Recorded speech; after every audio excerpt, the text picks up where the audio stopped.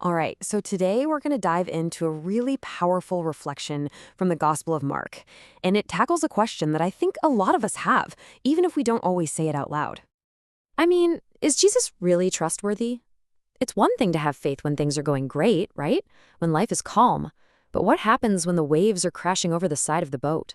Or when you feel like you're completely lost in the dark? That, right there, is where things get real. And that's the real struggle, isn't it? In our heads, we know the right answer.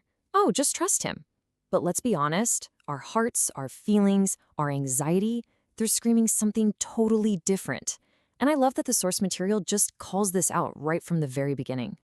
Okay, so first up, let's talk about those external storms. You know, the chaos we can actually see and feel. Problems with our health, our jobs, our relationships. The source pulls from that classic story. You know the one, with Jesus and the disciples on that stormy lake. So just imagine this for a second. You've got these guys, they're expert fishermen, right? And they are absolutely terrified for their lives. The storm is just swallowing them whole. But here's the kicker. The source points out that the very thing that scared them to death, Jesus was in total control of it. He had authority over the chaos. Okay, but here's where the source throws a curveball. It's not just that he can calm the storm. The idea is that he actually allows us to sail right into it. And that, well, that brings up a pretty big question, doesn't it? Yeah, why? If he can stop it, why would he let it happen in the first place? I mean, that's the question we all ask when things get tough, right? And thankfully, the source doesn't just ignore it, it dives right in. And the answer it gives is this. The storm has a purpose. It's not random.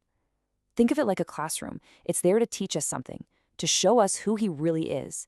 And maybe most importantly, it's there to reveal if our trust is the real deal or if it's just, well, an idea we like. So what this all boils down to is a choice. We get to choose how we react. We can try to muscle through it on our own, which, let's be real, the source says usually doesn't end well, or we can take a different route. We can pray. We can just ask for help. It's about shifting from I've got this to I need you. And you know what? This same exact idea applies when we shift from those outward storms to the chaos that happens inside of us, that internal darkness. For this, the source uses that really intense story of the demon-possessed man as a way to talk about the battles we all fight within ourselves.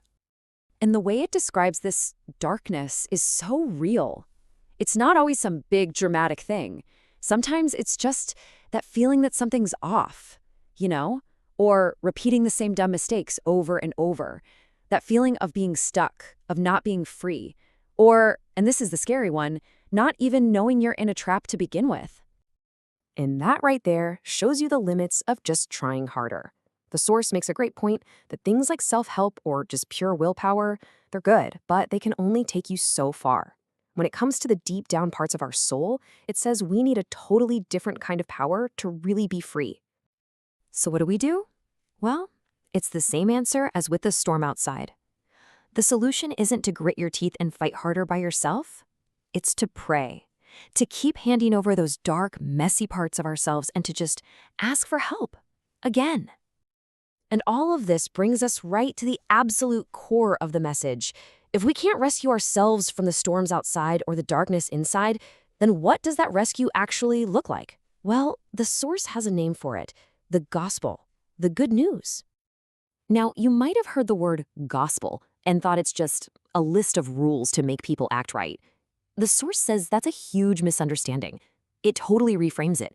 It's not about being morally correct. It's about restoring a relationship. So put simply, the good news is all about fixing a broken connection. That's it. It's about being brought back home into a right relationship with God. And that relationship is where we find real freedom and real peace. So how does that even start? You don't need to know a bunch of fancy words or have it all figured out. The source says it can all begin with just two simple, honest words. Help me. That's it. Just admitting you can't do it on your own. Okay, so what happens next? After the rescue? What happens when the storm finally calms down and the darkness lifts? Well, the source wraps up by talking about the new purpose we find on the other side of that. And this is where it gets really interesting. Remember that man who was rescued from the darkness? He's so grateful, he wants to drop everything and follow Jesus. but Jesus tells him something totally unexpected. He says, "Go home." Wait, what? Go home? Why wouldn't he want this guy to join the team? The reason is actually pretty incredible. Jesus wasn't telling him to go become a Bible scholar or a big-time preacher. He was telling him to just be a living story, to be walking, talking proof of what had happened to him. His changed life was the message. And really, that's the bottom line. Forget having all the right answers or giving the perfect speech. The most powerful message any of us will ever have is our own story of a changed life.